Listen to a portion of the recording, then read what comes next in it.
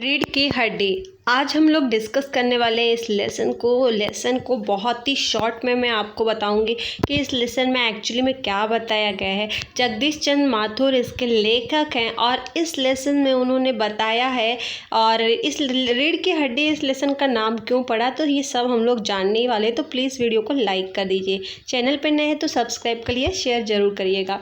तो इसमें उमा नाम की लड़की रहती है और लड़के वाले इसको देखने आते हैं। तो इसके घर पे इसके पापा बहुत ज़ोर शोर से तैयारी करके रखते हैं और फिर दहेज की भी बातें होती हैं। फिर उमा किस तरीके से उनको भगाती है और शादी के लिए मना करती है। तो सारा सीन, सारा ड्रामा आप लोग को देखना है तो वीडियो को एंड तक जरूर देखना।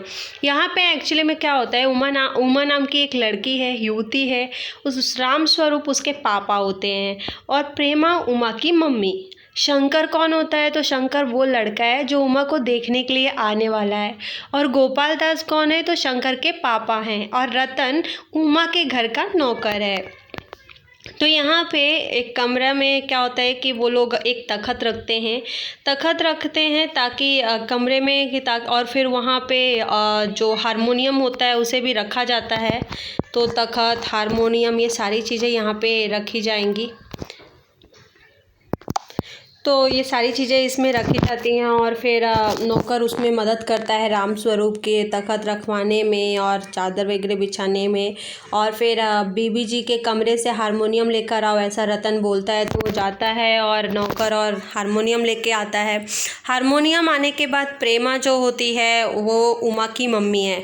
तो प्रेमा बोलती है कि लेकिन वह तुम्हारी लाडली बेटी उमा तो मुंह फुलाए बैठी है। मतलब उमा का मन नहीं था, लेकिन उसके लड़के वाले देखने आने वाले हैं। तो उसकी माँ उसके पापा को बोलती है। तो उसके पापा बोलते हैं क्या हुआ, तो उसकी माँ बोलती है कि तुम ही ने तो कहा था कि उसे ठीक ठाक करके नीचे लाना।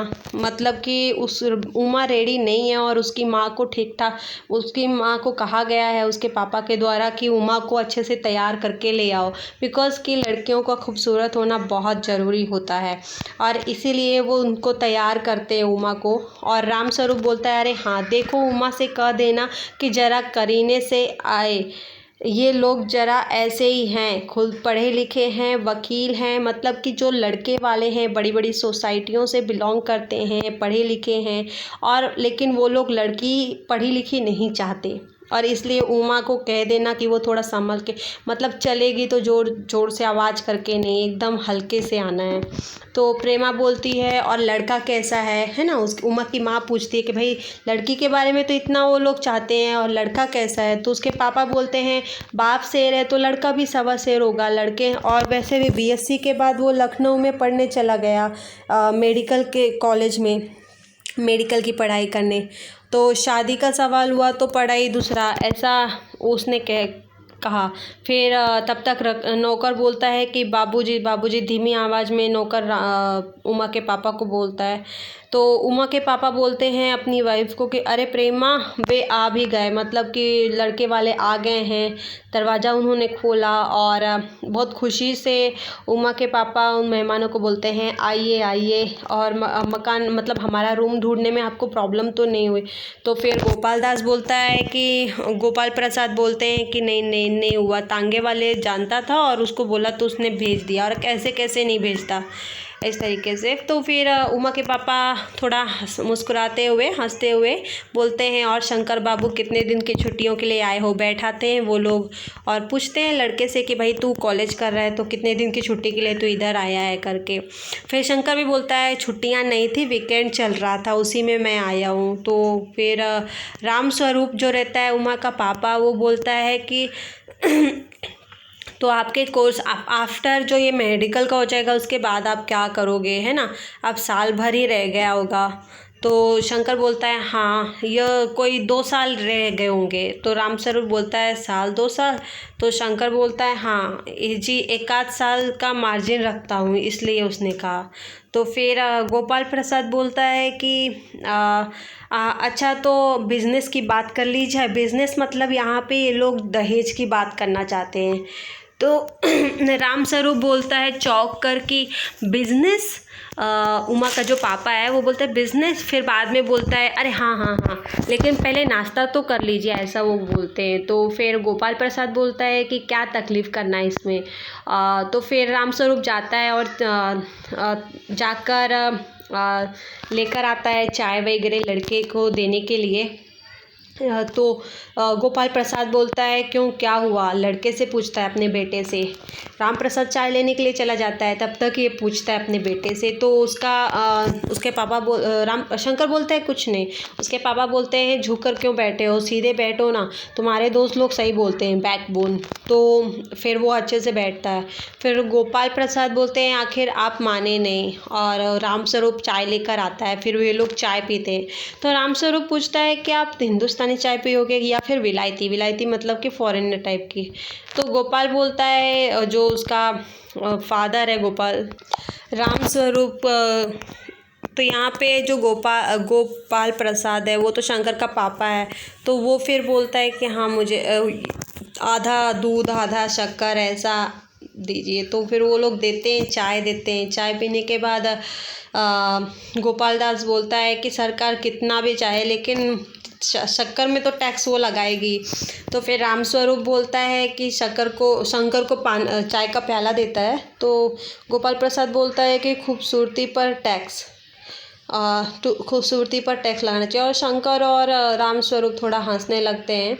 तो इस तरीके से मजाक चालू रहता है। और टैक्स तो फिर बाद में राम स्वरूप ज़ोर से हंसते हुए बोलता है वाह वाह, खूब सोचा आपने, वाकई आजकल खूबसूरती का भी बेढप हो गया है, हम लोगों के ज़माने में तो यह कभी उठता भी नहीं था, ऐसे बोलता है। और फिर समोसा वगैरह खिलवाता है, मेहमान आए हैं तो ऑफकोर्स खिलाएगा वो। फिर शंकर बोलता है किस मामले में, तो यही कि शादी तय करने में खूबसूरती का हिस्सा कितना होना चाहिए, ऐसा राम स्वरूप जो उमा के पापा हैं शंकर से पूछते हैं। तो तब तक शंकर के पापा बोलने लगते हैं कि यह बात दूसरी है बाबू राम स्वरूप, मैं आपसे पहले भी कहा था लड़की का खूबसूरत होना निहायत ज़रूरी है।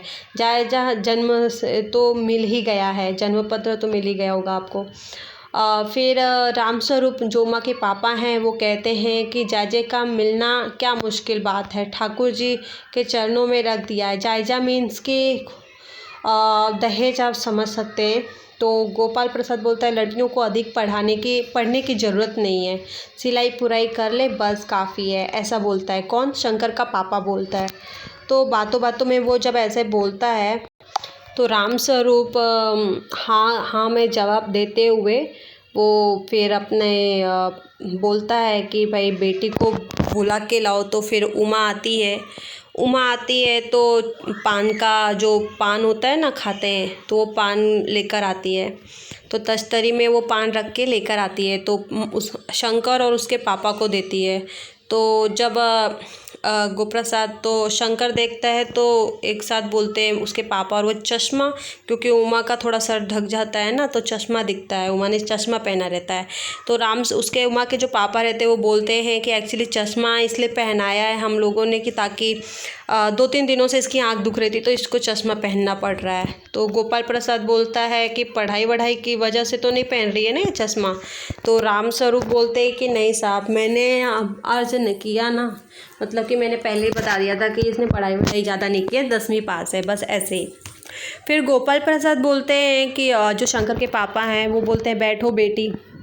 फिर राम स्वरूप जो रहता है वो जो उमा के पापा हैं वो बोलते हैं बैठ जाओ बेटी, तख्ते पर बैठ जाओ और अपने बाजे वाजे के पास बैठ जाओ। बाजे वाजे मीन्स कि वहाँ पे वो हारमोनियम के थ्रू एक गीत गाएगी इसलिए। फिर गोपाल प्रसाद बोलते हैं चाल में तो कुछ खराबी नहीं है, ऐसा मतलब उमा को देख के वो जज करते हैं कि इसकी चाल में कोई खराबी नहीं है, चेहरे में भी मस्त छवि खुलती है। हाँ, कुछ गाना वाना बजाना सीखा है। तो उस उमा के जो पापा होते हैं वो बोलते हैं कि हाँ इसने सीखा है ना, तो उमा को बोलते हैं उसके पापा के गाना गा के सुना दो। तो फिर उमा गिरधर नागर जो मीरा का भजन है मशहूर भजन, मेरे तो गिरधर नागर, ये वाला गाना गा के सुनाती है। गाना गाती है, गाते गाते उसकी आंखें शंकर से मिलती हैं और आँख में आँख लगती है। तो फिर वो थोड़ा रुक जाती है गाते वक्त। तो राम स्वरूप बोलता है कि उसके पापा बोलते हैं क्या हुआ, गाने को पूरा क्यों नहीं किया। तो गोपाल प्रसाद जो कि उसके पापा हैं शंकर के, वो बोलते हैं नहीं नहीं चलेगा, काफ़ी है, लड़की अच्छा गाती है, ऐसा बोलते हैं। फिर जो शंकर का पापा है वो बोलता है अभी ठहरो बेटी। उमा जाने लगती है अपने रूम में, तो वो बोलता है रुक जाओ बेटी। तो फिर उसके पापा बोलते हैं बैठ जाओ इधर ही अभी उमा। तो उस गोपाल प्रसाद जो कि शंकर के पापा हैं वो पूछते हैं कि तुमने पेंटिंग वेंटिंग भी सीखी है क्या? तो उमा तो चुप ही रहती है। उसके पापा ही बोलते हैं हाँ उसने सीखी है, आप दीवार पे जो देख रहे हो ये कुत्ते वाली पेंटिंग भी उसी ने बनाई है, ऐसे बहुत सारी टांगी हुई है।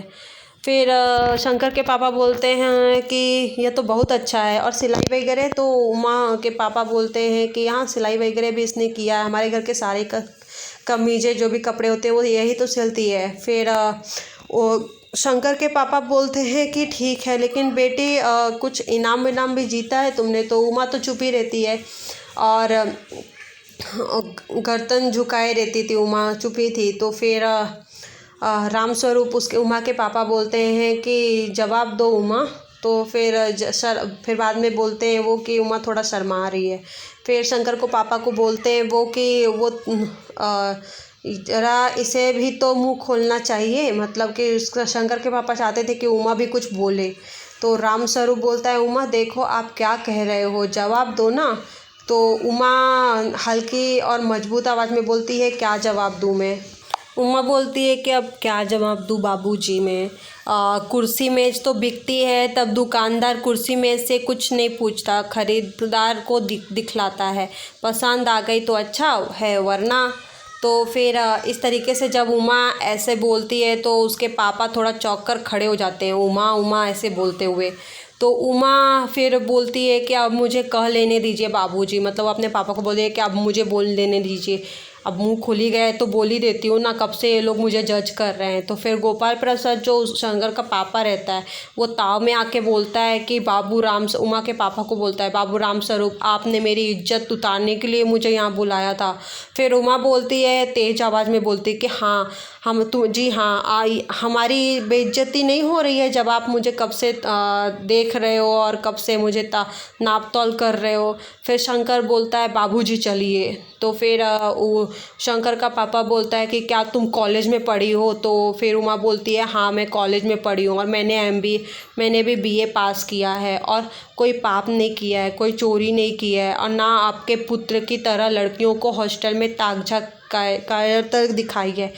मतलब कि शंकर शायद ताक झाक करता रहा होगा हॉस्टल में। तो और उमा बोलती है कि मुझे अपनी इज्जत और अपने मान का ख्याल है, लेकिन इनसे पूछिए कि ये किस तरह नौकरानी के पैरों में पड़कर अपना मुंह छिपाकर भागे थे।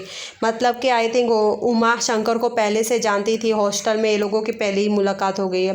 रामस्वरूप उमा उमा ऐसे करके उसके पापा उसको बोलते हैं। गोप्रसाद बोलता है कि सब खड़े हो जाते हैं और उसका पापा बोलता है कि बस हो चुका बाबू रामस्वरूप, आपने मेरे साथ दगा किया है। आपकी लड़की BA पास है और आपने मुझे कहा था सिर्फ मैट्रिक पास है।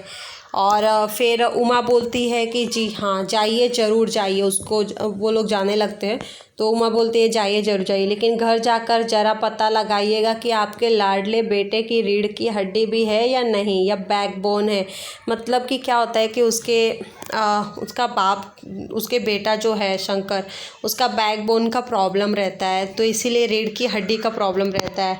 और वो लोग इतना लड़कियों में जज करते हैं लेकिन लड़के का कुछ नहीं। तो लड़के को थोड़ा फील होता है कि रोना सा आता है और वो लोग बाहर चले जाते हैं चुपचाप। और फिर उमा सब फिर चुप हो जाती है। अब यहाँ पे इस स्टोरी से हमें पता चलता है कि हमारे समाज में किस तरीके से लड़कियों को जज करते हैं आज भी, और वो सोचते हैं कि लड़कियाँ ना पढ़ें आगे ना बढ़ें। और तो इस तरीके से जगदीश चंद्र माथुर जी ने ये स्टोरी लिखी जहाँ पे रीढ़ की हड्डी स्टोरी का नाम दिया। आई होप कि आपको इस स्टोरी से स्टोरी समझ में आई होगी। इससे रिलेटेड क्वेश्चन आंसर आप इजीली कर सकते हो। अगर आपको इसके क्वेश्चन आंसर चाहिए विथ एक्सप्लेनेशन तो प्लीज़ कमेंट करिए। वैसे भी आपके कमेंट हम आपको बहुत ही जल्दी प्रोवाइड करने वाले हैं सारे क्वेश्चन आंसर।